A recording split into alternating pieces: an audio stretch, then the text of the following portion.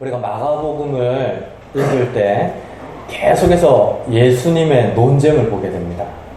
이 논쟁은 무엇을 말합니까? 말로 다투는 것이죠. 아니, 예수님께서 웬 싸움을 하셨습니까? 라고 의아해하실 수 있는데, 예수님께서는 진리를 대적하는 이들과 논쟁을 서슴지 않으셨습니다.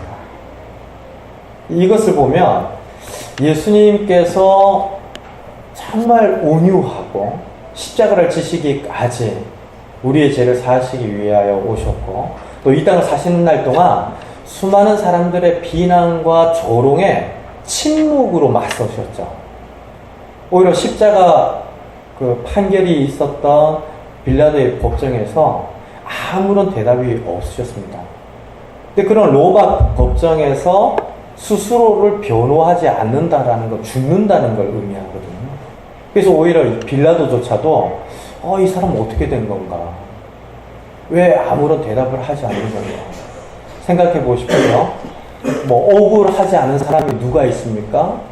그리고 핑계 대고 싶지 않은 사람이 누가 있겠습니까? 그리고 나 자신에 대하여서 해명하지 말라. 그런 사람들 없습니다. 우리 주변에는 다 나름대로 나 자신에 대한 설명이나 해명이나 변론이나 핑계를 가지고 있습니다. 근데 예수님께서 그런 상황에서도 스스로에 대하여서 아무런 말씀이 없으셨다. 그러면 정말 예수님께서는 우리랑은 다른 분이신데요. 그런 예수님조차도 진리에 관해서라면 변론을 하셨습니다. 논쟁을 하셨어요. 우리가 그만큼 말씀이 중요하고 말씀을 말씀답게 배우고 알아가는 이 진리의 싸움은 우리 평생에 있어서 다른 어떤 것보다도 정말 중요한 문제예요. 실제로 잘못된 것을 믿고 따르면 멀쩡한 청소년이라도 금방 벽길로 빠지는 거 보지 않습니까? 근데 아무리 그렇게 먼 곳으로 갔던 사람이라도 하나님께로 돌아가면 하나님께서 늘 우리를 사랑하신다고 엄마한테 들었는데, 사실은 그 어릴 때 들었던 짧은 한 조각 같은 아무것도 아닌 것 같은 그 말씀 하나를 떠올리면서 인생이 변화되어지는 분들 참 많이 봤어요. 그러니까 우리가 진리의 싸움, 진리의 논쟁이라고 하는 것이 그만큼 중요했기 때문에 그 법정에서 자기 자신을 위하여 해명을 하실 수 있었던 예수님께서 침묵하셨지만 이 진리와 관련된 일에 있어서는 논쟁하셨다. 사랑하는 성도 여러분, 우리도 살아가는 중에 억울한 일 만나면 어떻게 해야 합니까? 풀어야죠. 근데 진짜 억울한 일을 온전하게 푸실 수 있는 분은 누구십니까? 네, 하나님 예수님이시죠. 오늘 우리가 낮에 함께 말씀을 통하여 본 것처럼 하나님께 나아가 기도하는 것만큼 나의 억울함을 풀고 고통을 토로하는 좋은 방법은 없겠죠. 사람 붙들고 이야기를 하다 보면요, 사람이 참 그렇습니다. 듣다 보면 공감하다가도 나중에 지치지요. 너무 어려운 일들을 들으면서 위로하던 분들도 이렇게 지치는데, 내일부터 우리 매일 성경이 어디 본문으로 시작됩니까? 욥기. 욥기 전체가 그런 이야기죠. 욥이 고통받았을 때 친구들이 몰려오죠. 근데 친구들이 하나 둘씩 이야기를 하기 시작하는데 그 이야기가 가만히 들어보니까 맞는 것도 같고 틀린 것도 같다가 나중에 어떻게 되죠? 그 친구들이 하나님 앞에 책망받습니다. 그러니까 사람은요, 누군가의 괴로움과 고통을 이렇게 잘 공감하고 듣다가도 나도 지치고 또 그 일로 인하여서 오해가 생기기도 하는 그런 연약한 존재예요. 결국에 우리의 모든 억울함을 토로할 수 있는 분은 오직 하나님밖에 없으신데요. 예수님께서 그렇게 한적한 곳에서 하나님 앞에 기도하시고 또 진리와 관련해서는 사람들과 대하여서 논쟁하셨어요. 싸우셨습니다. 그러니까 우리도 하나님 앞에 기도하고 내가 믿는 바의 믿음을 타협하거나 포기하는 일에 있어서는 결코 양보하지 않는 것이 옳다. 예수님께서도 진리에 관해서라면 논쟁하실 정도로 대적자들을 향하여서 책망하시기까지 하셨던 것을 생각하며 성경을 통하여 배우고 알아가 가르침에 대하여서는 우리 믿음이 어떻게 해야 될까요? 더 굳건하게 세워져야 할 줄로 믿습니다. 예, 이번 한 주 동안 믿는 바 진리에 관해서라면 양보하지 마십시오. 근데 계속해서 논쟁이 일어나는데 어떤 논쟁들입니까? 안식일날 왜 사람을 고쳤냐 뭐 이런 겁니다. 안식일날 예수님께서 왜 일을 했는가 이런 문제였는데 예수님께서 중풍병자를 일으키는 게 뭐가 문제냐. 그리고 내가 일어나 걸으라 라는 것보다 죄를 사하였다라고 하는 것이 더 온전한 회복을 의미하는 것이었다. 우리 지난주에 봤죠. 오늘은 지난주에는 안식일 논쟁이었다면 오늘은 금식과 관련한 논쟁을 우리에게 이야기하고 있는데요. 그런 논쟁 가운데 예수님께서 가르쳐주신 교훈이 굉장히 충격적입니다. 그래서 오늘 말씀을 하나하나 되짚으면서 몇 가지 좀 살펴보았으면 좋겠습니다. 자, 요한의 제자들과 바리새인들이 금식하고 있었죠. 오늘 우리가 읽었던 2장 18절 말씀 다시 한번 보십시오. 요한의 제자들과 바리새인들이 금식하고 있는지라. 자, 금식에 대한 여러분들의 생각은 어떻습니까? 금식 왜 하는 겁니까?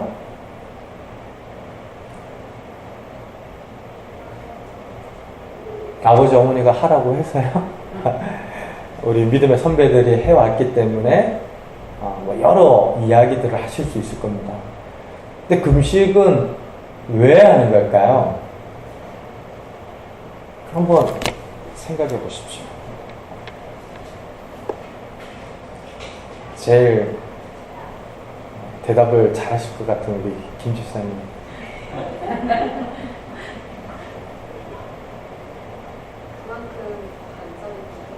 네, 그만큼 간절하게 하나님 앞에 서기 위해서죠.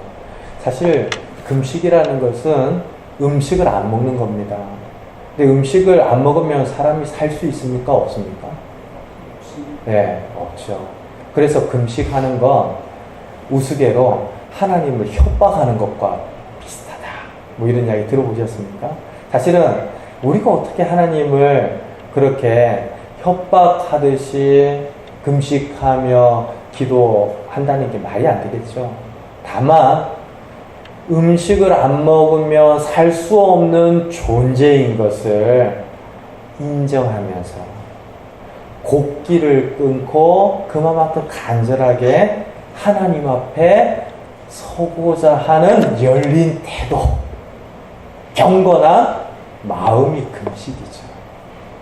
그럼 경건한 태도와 마음에서 이거 음식까지도 안 먹으면서 기도해보자. 그게 이제 금식이에요.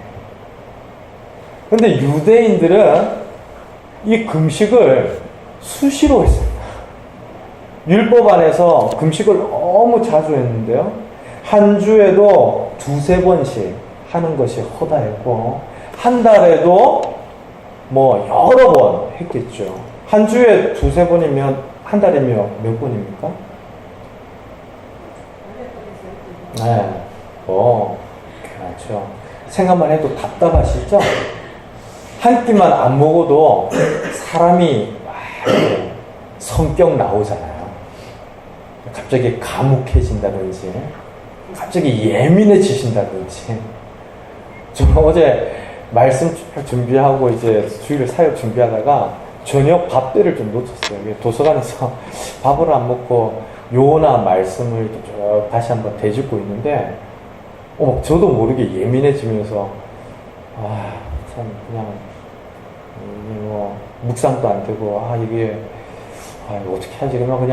그냥 멍하니 책상에 앉아 있다가, 가만히 생각하니까 내가 왜 이러지? 내일 주일인데, 지금 마무리를 하고 빨리 들어가야 하는데, 가만히 하니까 제가 저녁 때를 놓쳤어요. 그래서 혼자 내려와서, 혼자서 맛있는 순댓국을 먹었는데, 그때부터 정신이 얼마나 쌩쌩해지든지, 밥을 안 먹는다는 게 그렇게 괴로운 일입니다. 근데 유대인들과 그 경건한 그리스도인들이 처음 금식을 시작할 때는 아까 우리 김사님이 말씀해 주신 것처럼 하나님께 간절히 서기 위해서 시작을 해요. 그런데 지금 유대인들이 이스라엘 전통과 율법 안에서 한 주에 2-3번씩 금식을 했다. 그리고 한 달에 10번이 넘는 금식을 하고 또 절기마다 금식을 했다. 그러면 그 삶이 어땠겠습니까? 보통 일이 아니죠. 근데 그들 자신만 금식을 의무감으로 해왔던 것이 아니라 다른 사람들에게도 강요하고 가르쳤습니다. 어디서 밥 냄새가 나네? 이거 어디 집이지? 그러면서 찾아가서 책망하고요. 음식을 먹었다 그러면 율법의 이름으로 정죄도 하고, 너는 하나님 앞에 나올 자격이 없다 이러면서 사람들을 짓눌렀죠. 최근에 이스라엘 상황을 잘 보여주는 동영상이 하나 있어서 제가 그걸 다큐를 봤어요. 근데 유대인들이 오늘날까지도 안식일이 되었는데 영업을 정지하지 않는 가게가 있잖아요. 그러면 유대인들, 랍비들이 모여가지고 그 가게 앞에서 시위를 합니다. 막 소리들을 내고요. 뭐라고 막 해요. 지금 안식일 시간이 1분이 지났는데 뭐하냐. 그러면 그 가게 주인은 정신 사납게 막 물건을 정돈하고 있어요.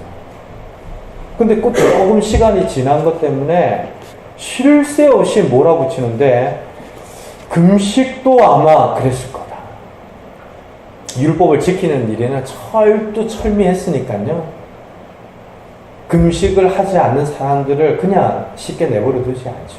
그래서 지금 18절에 나타난 배경이 그런 겁니다. 요한의 제자들과 바리새인들의 제자들은 그렇게 금식을 해왔다라는 거죠.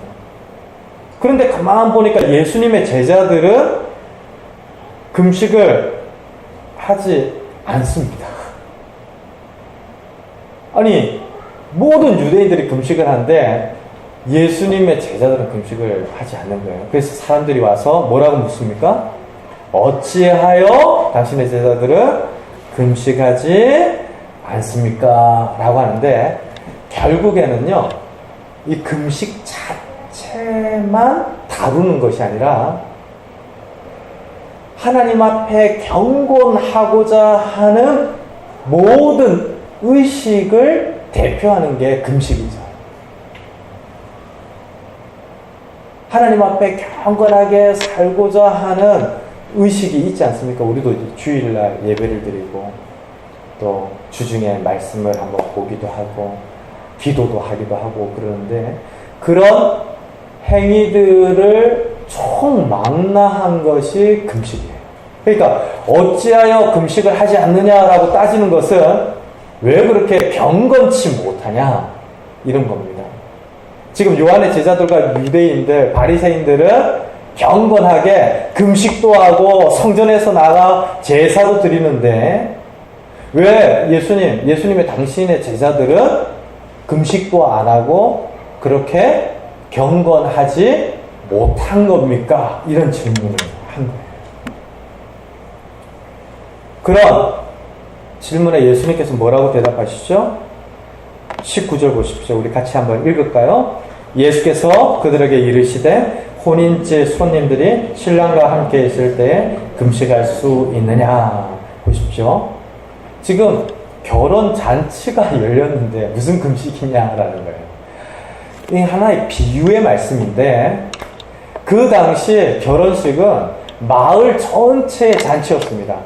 오늘날 결혼식은 길어야 30분 정도 하죠. 뭐 예식장에서는 30분, 예배를 드리면 한 40분. 제가 결혼할 때는 1시간 반 정도 했다고 그러는데 지금 생각하면 아찔해요. 근데 그때 이제 국내에 오신 지 얼마 안 된 교수님께 이제 설교를 부탁드렸더니 교수님이 설교 원고를 그 결혼식 예배 설교 원고를 한 4페이지인가를 준비해서 그걸 다 하시는 거예요. 그리고 나중에 결혼식 마쳤더니 부르시면서 이거 자네 결혼식 설교 원고인데 평생 보관하라고 주셨는데 지금 어디로 갔는지 모르겠습니다. 그런데 결혼식이 1시간만 넘어도 길다고 느끼죠. 그런데 그 당시 결혼식은 7일 정도, 일주일에 꼬박 하는 겁니다. 그래서 요한복음 2장에서 가나 혼인잔치 보잖아요. 잔치를 막 벌이는데 사람들이 여기저기서 몰려왔어요. 근데 뜻하지 않게 포도주가 떨어져 버린 거죠. 아니 큰일 난 거예요. 포도주가 떨어지면 신랑 신부가 결혼 준비를 잘 하지 못했다고 고소가 되던 시대였습니다. 그러니까 얼마나 아찔한 거예요. 그만큼 결혼잔치는 성대하게 풍성하게 행하였던 것이 그 시대. 사람들이 물어온 거죠. 예수님, 왜 당신의 제자들은 금식하지 않습니까? 라고 하는데 예수님께서 뭐라고 대답하신 거죠? 지금 결혼식 중인데 무슨 금식이냐라는 거예요. 사랑하는 성도 여러분, 우리 주님과 성도가 만나는 일이 뭐라는 얘기입니까? 네, 결혼 예식이라는 거예요. 그런 기쁨이 이 예배 가운데도 넘치기를 소원합니다. 예수님을 만나고 예수님 말씀을 듣는 것이 예수님 편에서 보면 결혼 예식이라는 거예요. 결혼 잔치인데 이런 잔치 중에 무슨 율법을 따라서 금식을 하고 일주일에 2-3번씩 하고 한 달에 10-대여번씩 하면서 그렇게 스스로를 괴롭히냐라는 얘기죠. 실제로 유대인들의 종교 생활은 어땠을 것 같습니까? 즐겁지 않았습니다. 오늘날 우리도 예배를 드리러 올 때 율법을 따라서 예배를 드린다 그러면 진짜 힘든 거예요. 저는 벌써 옷부터가 다르게 입고 해야죠. 그리고 손을 뭐 어떻게 이렇게 짚습니까? 수건 어떻게 뭐 닦아요? 여러분도 마찬가지입니다. 흠 없는 짐승 데리고 왔는데 제가 그 짐승 하나하나 기도 들어보고 발바닥도 보면서 흠이 있나 없나 현미경으로 살폈다가 흠이 있으면 아유 오늘 안 되겠습니다. 안타깝지만 되돌아가십시오. 뭐 이런 거예요. 유대인들이 실제로 그 당시 예수님 당시에도 제사를 드릴 때 제사 때문에 얼마나 시끌벅적했는지 예수님이 성전에 들어가서 그 꼴을 못 보신 겁니다. 짐승에 흠이 있니 없니 지금 재물이 부족하니 많이 돛대기 시장처럼 판을 벌여놓고 돈을 바꾸니 많이 그러니까 이거 아니다라고 예수님께서 성전을 청결케 하셨던 거죠.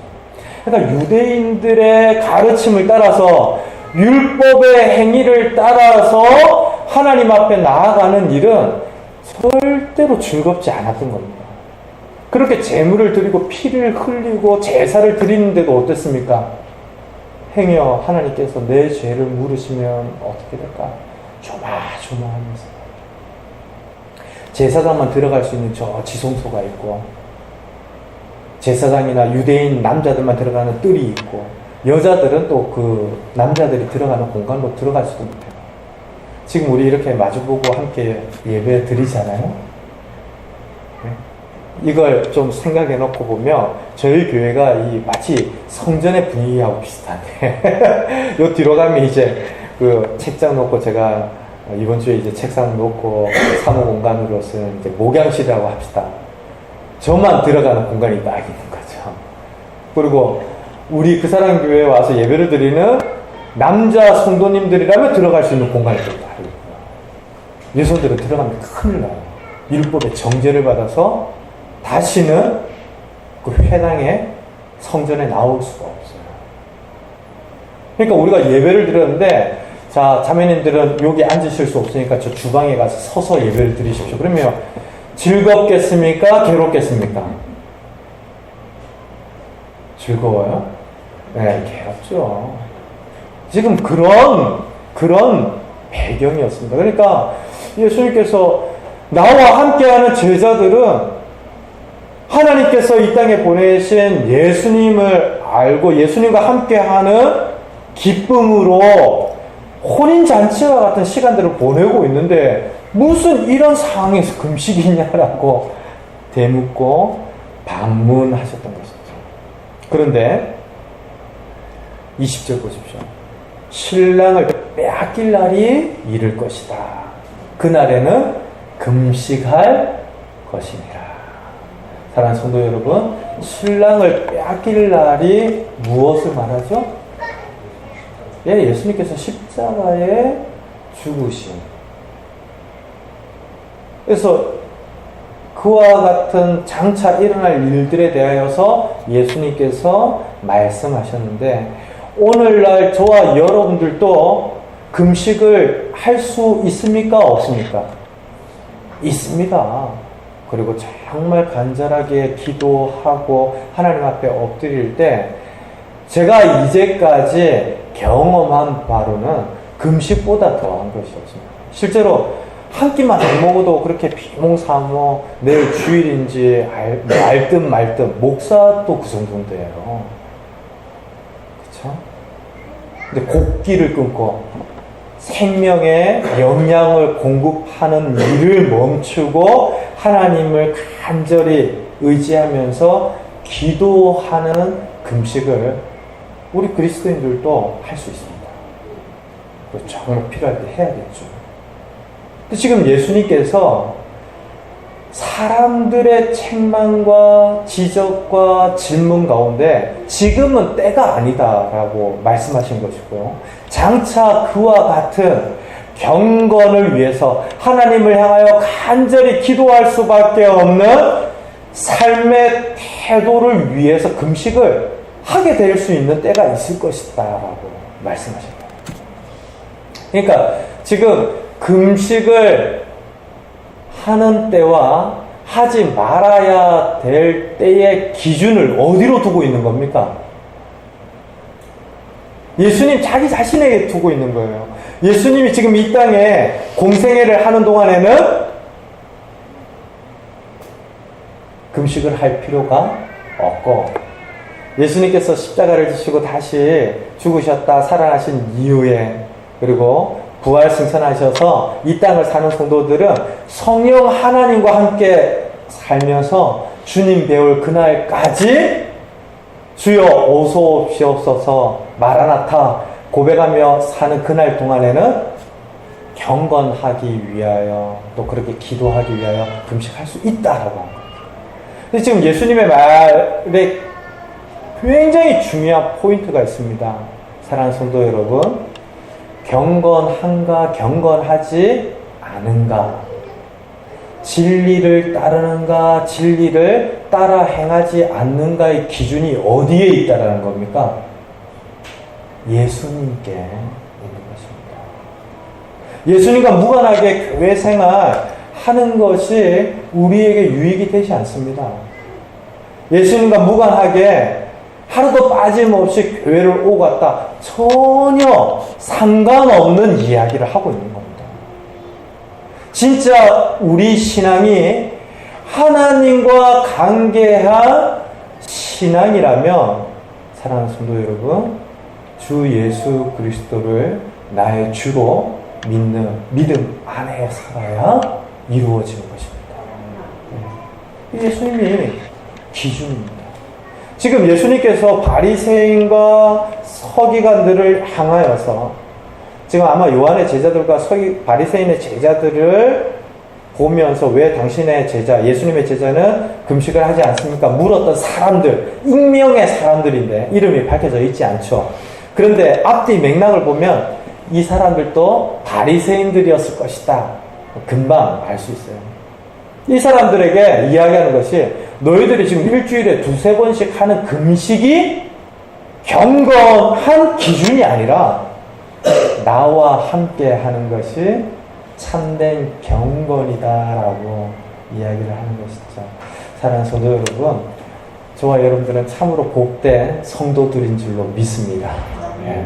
율법 안에서 그리고 너무 어려웠고 복잡하고 그런 의식들을 따라서 하나님을 섬긴다라는 것이 아니라 우리에게 기쁨이 있죠. 찬양하고 예배할 때 주님께서 주시는, 하나님께서 내게 주시는 은혜들을 저와 여러분들은 경험합니다. 깨닫게 하시고 생각을 바꾸어 주시고 다시 낙심하다가 힘을 얻게 해주시고 지칠 법한데 인내하게 해주시고 그런 은혜들을 누리죠. 그 참된 경건은 누구를 통하여서만 우리에게 주어지는 것입니까? 우리 주 예수 그리스도 하나님을 통하여서만 하나님으로부터 주어지는 것이죠. 지금 예수님께서는 난데없이 금식 하나만 가지고 이야기를 하고 싶은 것이 아닙니다. 아니 너희들이 그렇게 꼬치꼬치 따지듯이 금식을 하냐 안 하냐 그걸 가지고 이야기를 하자면 이야기할 것이 너무 많다라는 거죠.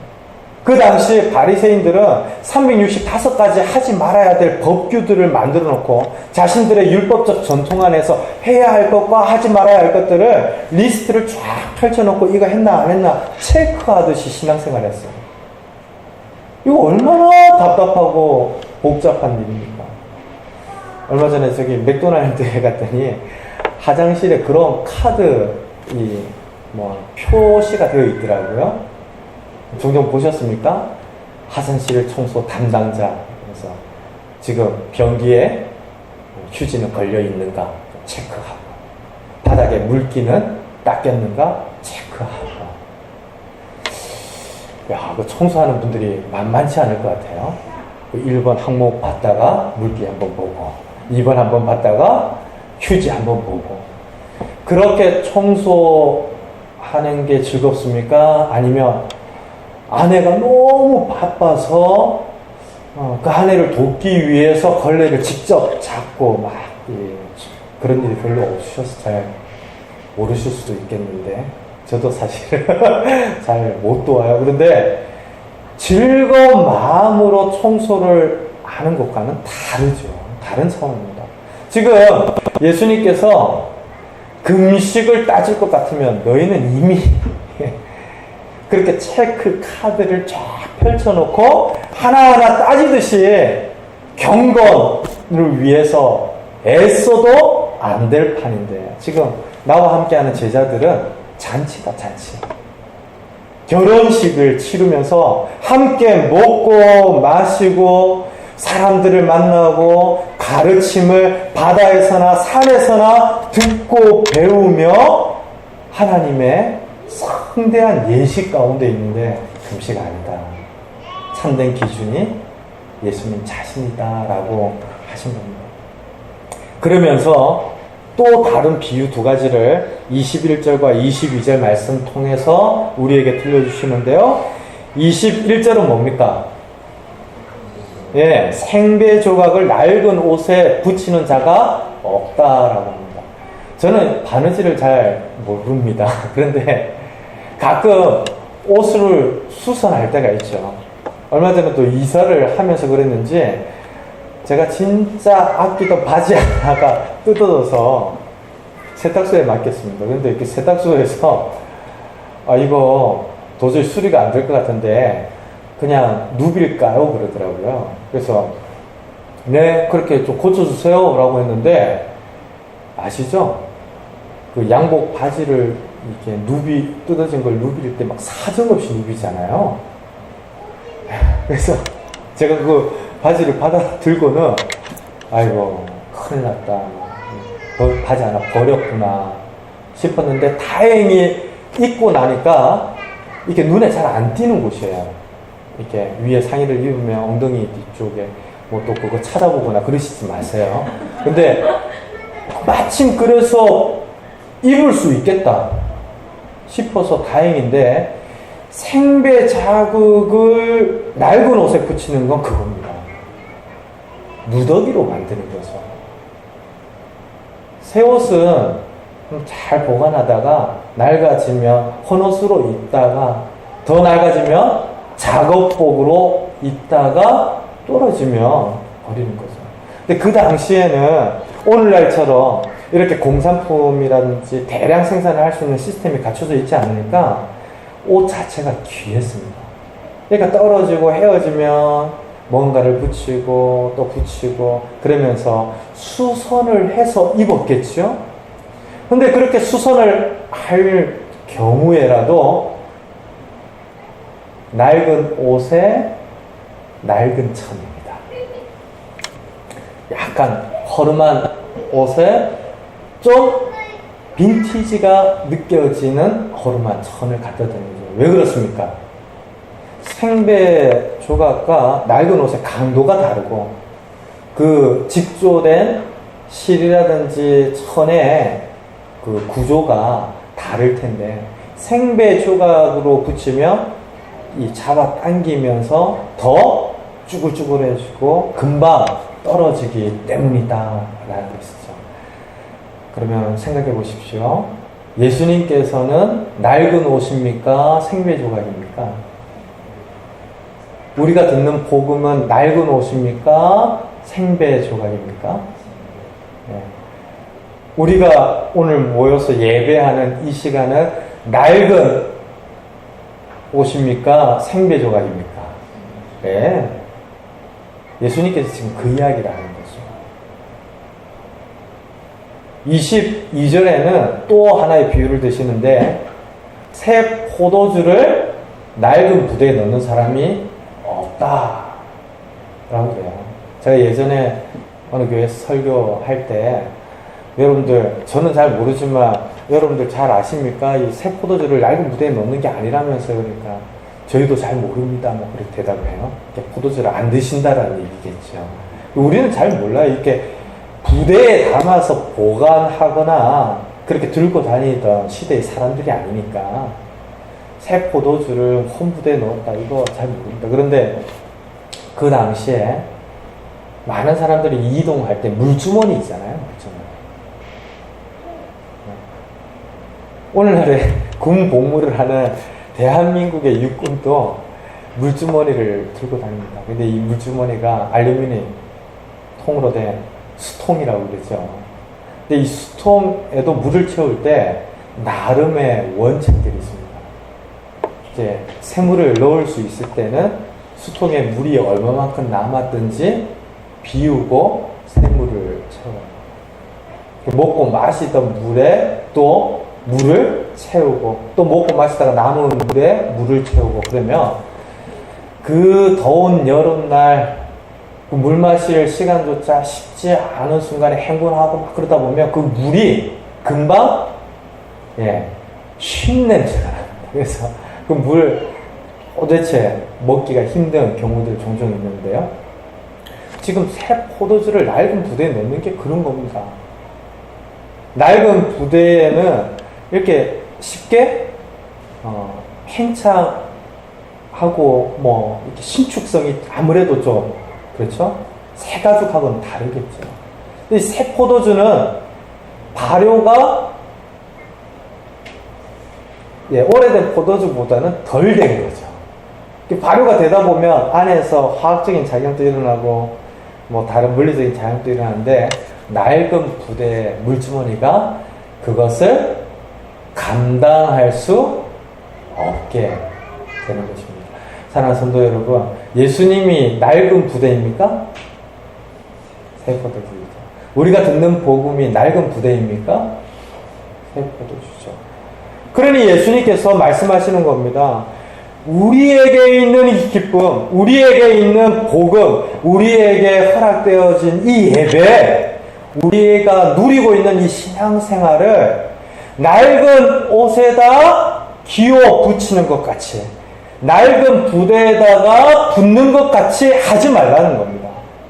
지금 결국 예수님 앞에 나와서 질문하는 바리새인과 서기관들이 금식을 하지 않느냐고 묻는 질문이 그렇다는 것이죠. 더 좋은 것이 있다라는 겁니다.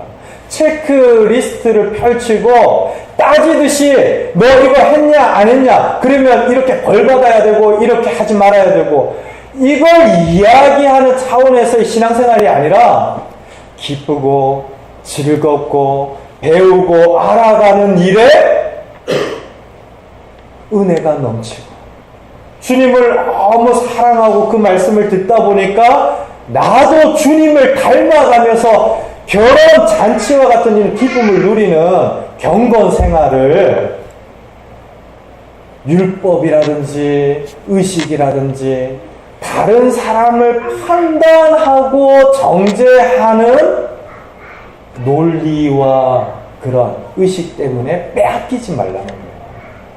사랑하는 성도 여러분, 초대교회에 이런 일들이 참 많았습니다. 예수님 믿고 너나 할 것 없이 하나님의 백성이 되었어요. 참으로 감사하죠? 우리 하나님께서는 예수 그리스도를 믿는 모든 자에게 하나님의 자녀가 되는 권세를 주셨습니다. 할렐루야. 우리가 부하든지 가난하든지 똑똑하든지 똑똑하지 않든지, 많이 가졌든지 덜 가졌든지, 인정받든지 인정받지 않든지 차별하지 아니하시고 예수 그리스도를 믿는 믿음 안에서 영원전부터 택하신 하나님의 자녀가 되게 하셨습니다. 얼마나 큰 은혜입니다. 근데 그것을 생각하며 기쁘고 감사한데요, 그것을 다시 할례를 받아야 된다, 율법을 지켜야 된다, 금식을 왜 하지 않느냐, 이와 같이 교회 안에서 그 감격과 은혜를 빼앗아가는 미혹하는 사람들이 있었습니다. 근데 초대교회만의 문제가 아니라 오늘날 성도들 가운데, 오늘날 교회 가운데도 얼마든지 그런 시험들이 있을 수 있어요.